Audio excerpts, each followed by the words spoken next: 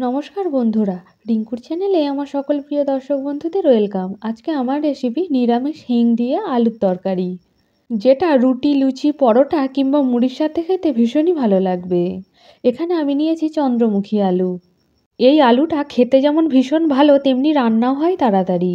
আপনি যদি আমার চ্যানেলে নতুন দর্শক বন্ধু হয়ে থাকেন, তাহলে প্লিজ আমার চ্যানেলটিকে সাবস্ক্রাইব করে পাশে থাকার অনুরোধ রইল। এই রান্নাটার জন্য লাগছে হিং, জিরে, হলুদ গুঁড়ো, কাঁচা লঙ্কা কুচি। এটি সম্পূর্ণ একটি নিরামিষ রান্না। আপনারা যে কোনো নিরামিষ দিনে এই পদটি অনায়াসেই বানিয়ে নিতে পারেন। এই রান্নাটার জন্য লাগছে সর্ষের তেল। তেলটাকে বেশ ভালোভাবে গরম করে নিয়ে ওর মধ্যেই গোটা জিরে ফোড়ন দিয়ে দিলাম। তারপরে দিয়ে দিলাম 3টে চেরা কাঁচা লঙ্কা। এইবার দিয়ে দিচ্ছি হিং। হিং দেওয়ার 30 সেকেন্ডের মধ্যেই দিয়ে দিলাম কেটে ধুয়ে রাখা আলুগুলো। আলুগুলো আমি ডুমো ডুমো করে কেটে নিয়েছি। যেহেতু এটা চন্দ্রমুখী আলু, তাই রান্না হতে খুব একটা বেশি সময় লাগবে না।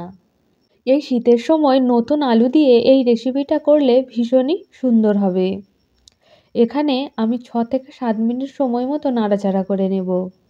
দেখুন আলুর গায়ে হালকা রং ধরতে শুরু করেছে। এই রান্নাটা আমার বাড়ির সকলেরই ভীষণ প্রিয়। এরপর এর মধ্যে দিয়ে দিলাম হলুদ গুঁড়ো, দিয়ে দিচ্ছি স্বাদ মতো লবণ। এইবার হলুদের কাঁচা গন্ধ চলে যাওয়া পর্যন্ত আমি আলুটাকে নাড়াচাড়া করে নেব।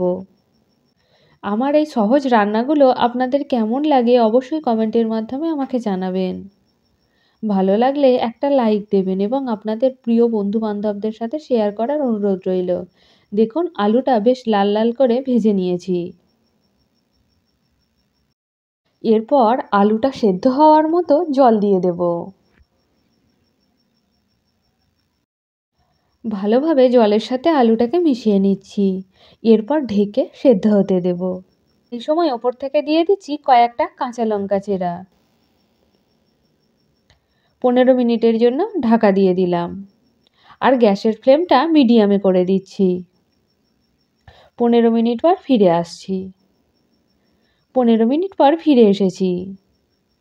দেখুন আলুটা একেবারে সেদ্ধ হয়ে গেছে। আমি আপনাদের কয়েকটা ভেঙে দেখাচ্ছি। এই রান্নাটি ভীষণই টেস্টি।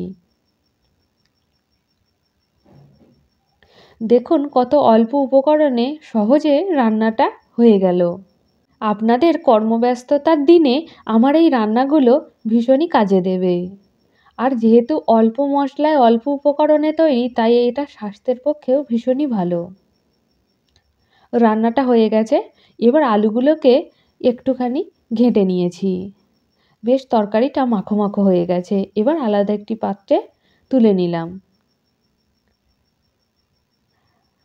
আমার আজকের এই রেসিপিটা আপনাদের কেমন লাগলো অবশ্যই কমেন্টের মাধ্যমে আমাকে জানাবেন। ভালো লাগলে একটা লাইক দেবেন। আজকে এ পর্যন্তই। আবার আপনাদের সাথে দেখা হবে অন্য একটি পর্বে, অন্য একটি নতুন রেসিপির সাথে। ততক্ষণ আপনারা সকলেই ভালো থাকবেন, সুস্থ থাকবেন, সাবধানে থাকবেন, আমার পাশে থাকবেন। ধন্যবাদ।